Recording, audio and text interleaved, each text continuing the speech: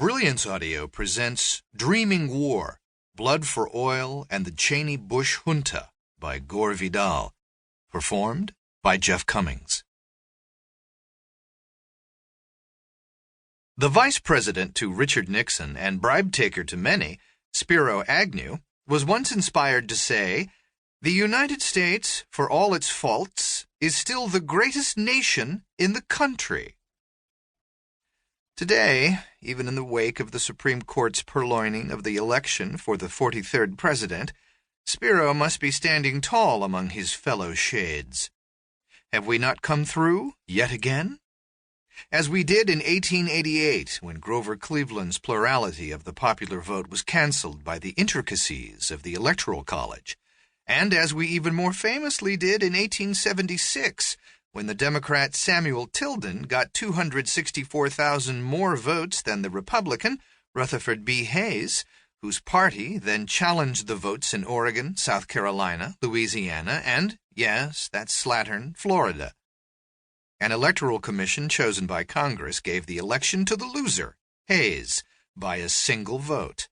The result of chicanery involving a bent Supreme Court justice appointed by the sainted Lincoln. Revolution was mooted, but Tilden retired to private life and to the pleasures of what old-time New Yorkers used to recall, wistfully, as one of the greatest collections of pornography in the Gramercy Park area of Manhattan. Until December 12th, we enjoyed a number of quietly corrupt elections, decently kept from public view. But the current Supreme Court, in devil-may-care mood, let all sorts of cats out of its bag, such as a total commitment to what the far-right euphemistically calls family values. Justice Antonin Scalia, both name and visage reminiscent of a Puccini villain, affirmed family values by not recusing himself from the Bush-Gore case, even though his son works for the same law firm that represented Bush before the court. Meanwhile, Justice Clarence Thomas's wife works for a far-right think tank, the Heritage Foundation, and even as her husband attended gravely to arguments, she was vetting candidates for office in the Bush administration. Elsewhere, George W. Bush, son of a failed Republican president, was entrusting his endangered Florida vote to the state's governor, his brother Jeb. On the other side of family values, the Gore clan has at times controlled as many as a half-dozen Southern legislatures. They are also known for their forensic skill, wit, learning, family characteristics the vice president modestly kept under wraps for fear of frightening the folks at large. American politics is essentially a family affair, as are most oligarchies.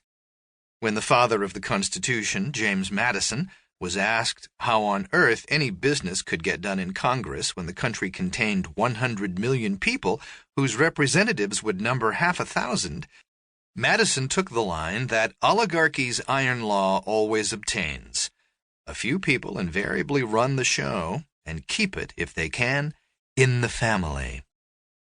Finally, those founders, to whom we like to advert, had such a fear and loathing of democracy that they invented the Electoral College, so that the popular voice of the people could be throttled, much as the Supreme Court throttled the Floridians on December 12th.